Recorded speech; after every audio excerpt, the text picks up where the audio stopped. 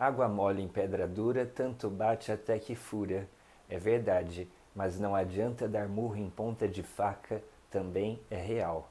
Como saber a diferença? Aquilo que merece a nossa insistência, o nosso esforço e as nossas tentativas, ou aquilo que dá sinal de que não vai dar frutos e, portanto, a gente pode dar as costas e ir adiante. Eu sou o Monge Daico, estou aqui com vocês comentando esse livro da mestra da nossa mestra para uma pessoa bonita de Shundo Aoyama Roshi, que tem hoje 94 anos de idade e é abadesa há mais de 50 anos do mosteiro feminino de Nagoya, chamado de Nisodo, da escola Sotozen do Japão, onde a nossa mestra monja Koen Roshi estudou por mais de 8 anos e onde mais tarde monja Ishin Sensei e Zenchu Sensei também fizeram suas formações e viraram também professoras importantes da ordem. E hoje a gente vai na página 23, ainda é o começo do livro, e vamos falar sobre essa mosca, essa mutuca, que é uma mosquinha normal de casa, doméstica.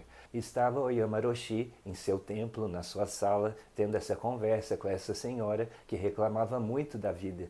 E Oyama Roshi percebeu que na janela tinha uma mosca que ficava batendo no vidro, no mesmo lugar, onde não tinha saída. Ela até desmaiava, caía, e quando ela acordava, ela batia de novo no mesmo ponto, prestes até mesmo a se matar de um esforço incorreto. E Oyama Roshi lembra dessa história e diz: não é só a mosca que faz isso, não é só da mosca que eu tenho pena, porque nós fazemos isso, não é? A gente bate na mesma tecla, fica insistindo no mesmo ponto em relacionamentos, trabalhos, ideias, personagens que nem sempre são a melhor opção no nosso caminho. E como essa mosca que fica batendo no vidro e a saída está ali do lado, nós não vemos que estamos prestes a nos machucar seriamente, sendo que a saída está ali do lado. Mas por que será que não olhamos na outra direção? O que nos mantém nessa ideia fixa de um comportamento muitas vezes inadequado e que não conseguimos transformar? Ou um relacionamento que já deu sinais de que não vai melhorar, pelo contrário, que vai piorar, e muitas vezes não conseguimos sair, porque entramos numa trama psicológica e emocional que nos domina, que é mais forte do que nós mesmos. Ou então entramos em projetos que dão sinais claros que vão dar errado.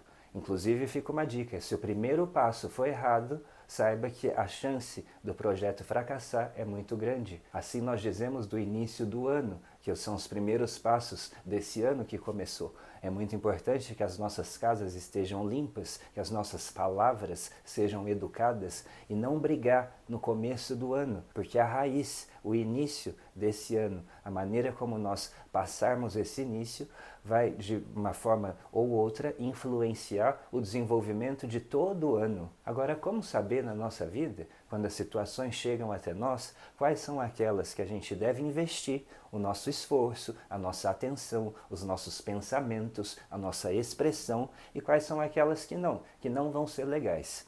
Eu, monge daico, uso o que Buda usava, que é o que a gente chama a regra de 3. Não é a regra de 3 da matemática, não, que cruza os fatores. É outra coisa. São 3 vezes. É a regra das 3 vezes. Buda só dava um ensinamento se a pessoa perguntasse e pedisse pelo menos 3 vezes, de modo que todo mundo entendesse, não tivesse dúvida nenhuma de qual era a questão, e porque se você tem realmente uma questão existencial profunda, se algo é realmente importante para você, você não vai desistir no primeiro não vai desistir na segunda porta fechada. Pelo contrário, você vai se esforçar, cair 7 vezes e levantar 8. Por isso, Buda esperava 3 vezes para perceber se uma intenção, se um pedido, se uma pergunta eram sinceros ou não, se era só oba-oba. E eu costumo aplicar isso na minha vida. Quando algumas pessoas pedem alguma coisa, espera pedir de novo. Será que a necessidade é verdadeira ou será que é apenas um impulso? A mesma coisa vale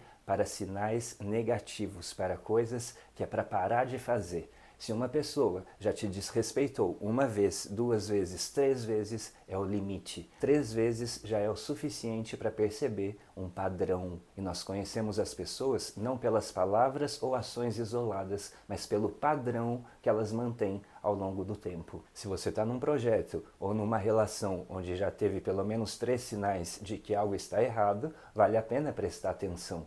A mesma coisa, se tiver 3 pedidos de casamento, 3 sinais de coisas boas, também podem representar sinceridade. Agora, vale a pena a gente pensar por que nós somos essa mosquinha que fica batendo na mesma tecla, insistindo em coisas que já deram mais do que 3 sinais de que não são boas para nós. Todo ser humano cai nisso de vez em quando, com amigos que não são tão bons assim, em trabalhos que não valem a pena, em namoros, em relacionamentos, e não só isso, em maneiras de ser, em maneiras de se expressar, de pensar, de ter ideologias. Nós criamos determinados padrões mentais para funcionar na realidade. Eles são úteis e necessários, mas ao mesmo tempo não podem nos aprisionar, não podem nos definir. Sabe aquela pessoa que está sempre fazendo gracinha? Ou aquela que está sempre brava?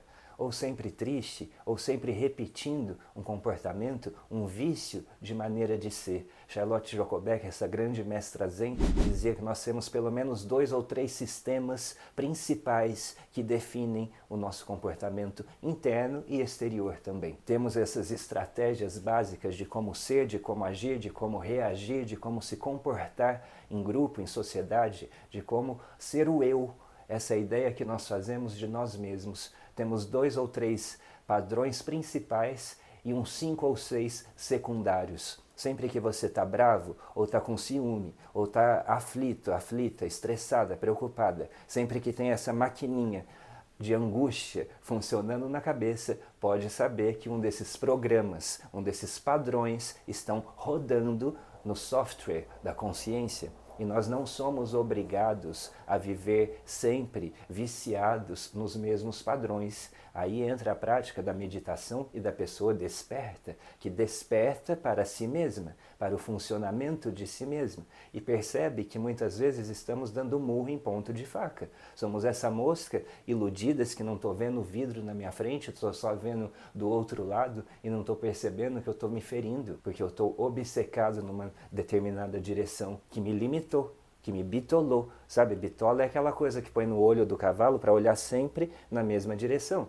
E nós fazemos isso conosco mesmos, com a nossa própria maneira de ser, de falar, de pensar. Insistimos em comportamentos que estão nos ferindo, porque a gente não está vendo alguma coisa essencial que está na nossa frente, porque eu estou distraído com outra coisa, e pode ser tarde demais quando eu perceber o quanto eu estou me machucando de bater nessa parede de vidro, sendo que a saída está aqui do lado.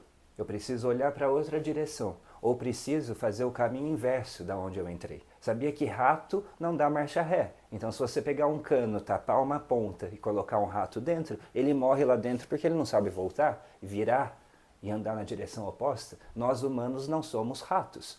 Nós podemos desfazer tramas de maneiras de ser, de pensar e de se comportar. Nós podemos voltar atrás em algumas escolhas e caminhos, outras não. Mas nós podemos parar de insistir, de indulgir no erro.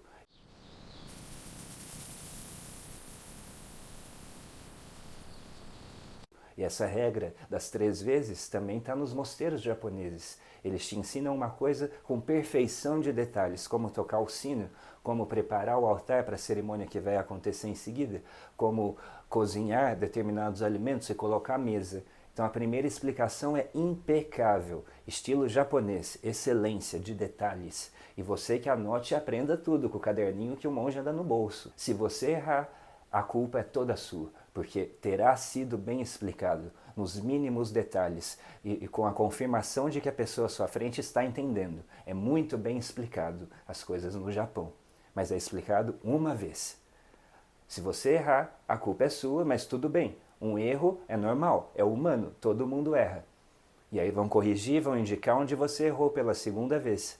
Agora, terceiro erro é indesculpável. E aí a pessoa que erra, seja na cerimônia tocando sino, seja arrumando a mesa da cozinha com algum alimento, seja preparando um altar de forma errada, seja qualquer coisa que faça pela terceira vez errada no mosteiro japonês, torna-se um grande problema. E essa pessoa não vai só apenas levar uma grande bronca, uma grande admoestação, quanto vai ser questionada. O que está acontecendo que você errou? Por que você errou de novo, pela terceira vez? Não pode errar 3 vezes a mesma coisa. E às vezes nós somos humanos, nós somos falhos. Eu errei porque eu sou falho, porque eu não aprendi, porque eu sou burro. Mas não pode. Você precisa aprender a aprender. Porque senão você vai o quê? Se machucar. Não vai apenas comprometer todo o funcionamento do mosteiro, que é uma vida coletiva, de grupo. Então um erro aqui na cozinha vai interferir lá na missa. Mas não só isso, um erro, uma falta na sua vida, um momento de desatenção, um detalhe que não fica bem acabado, bem terminado, pode se tornar um grande risco e ser um grande problema na sua vida. Por isso a pessoa desperta, faz tudo o máximo possível com atenção, com começo, meio e fim. As conversas têm que ser bem determinadas, por isso Buda vai falar, evita a fala fútil, para de ficar falando bobagem, porque se você encher a sua mente e a seu discurso de muita firula, de muita fofoca, de muita bobagem, de muita conversa à toa, você mesmo vai perder a capacidade de discernir quais informações são necessárias e verdadeiras e corretas, porque a gente fica tão distraído com ruídos desnecessários que a gente pode perder de vista o essencial. E por isso, voltamos aqui na prática da meditação, do autoconhecimento, da autorregulação, onde eu vou tirar essas distrações da cabeça e vou voltar para mim, para a minha respiração, para a minha sensação, para o meu batimento cardíaco e como que eu estou funcionando alinhado com o universo, com a realidade exterior. E tendo afinado, tendo ajustado, encontrado um ponto médio de funcionamento, de integração, a nossa vida vai fluir num ritmo muito mais suave, onde as coisas vão funcionar de outra lógica, que não é a lógica comum de A para B, mas é a lógica da vida, onde a gente não precisa mais se impor na realidade, mas a realidade vem e nos indica, às vezes de formas mágicas. Quanto mais ligados estivermos, maiores informações vamos captar do cosmos. E isso tem desdobramentos maravilhosos e inimagináveis na nossa vida, quando não estamos apenas preocupados conosco mesmos, quando não estamos batendo nessa porta de vidro, quando a gente é capaz de ter uma visão 360 e perceber que ali tem uma porta, ali tem uma janela, ali tem outra porta. Não é só essa direção que existe, essa maneira de ser e de pensar, não é só esse relacionamento que existe, só esse trabalho que existe, mas todo o universo está disponível quando eu abro as minhas mãos, quando eu abro a minha mente, os meus canais de percepção em todas as direções. Como diz o Sutra, como um bebê no mundo pleno dos seus 5 sentidos. E quando isso acontece, eu experimento a vida e eu me sinto em plenitude. Eu sinto a completude da existência. Não tem mais um eu separado lutando, se adaptando, criando estratégias e esquemas para dobrar a realidade a meu favor. Mas eu e a realidade nos tornamos uma coisa só, acordada, viva, desperta. Claro que a minha individualidade está lá, a personalidade pititinha continua existindo, mas eu percebi uma coisa muito maior, uma força muito maior, que não é minha, mas que passa através de mim. Eu não sou ela, mas ela é tudo de mim. E quando a gente percebe que eu posso alternar entre o eu individual, limitado, bitolado, mas eu também posso ser essa grande força, nossa, a vida passa a ter outro sentido, outro funcionamento, e os nossos propósitos mudam, os nossos valores mudam, as nossas preocupações também mudam, e a nossa maneira de sentir, e de ser, e de viver fica muito mais aberta e fluida, sem forma fixa e sem esses limites fixos, sem essas bitolas de maneiras de ser. Não desperdice essa sua vida, que é curta, que é rara, que é preciosa, que é passageira. Não perca tempo, não invista em caminhos que já te mostraram que não vale a pena. Invista sim, insista, persista naqueles que você percebe sinais de frutos futuros, porque a vida dá esses sinais. E a pessoa desperta é capaz de reconhecê-los. Então esteja desperto, esteja vivo na sua carne, na sua pele, esteja sendo você em plenitude a cada segundo, vivendo com todo o seu ser, 360 graus. 5 sentidos ativos ao mesmo tempo, fazendo as coisas com as duas mãos, com os pés paralelos, com alinhamento na coluna vertebral, vivendo, sendo um ser humano. Não é um fazer humano, não é um querer humano, você é um ser humano. E o seu trabalho aqui é ser um ser humano.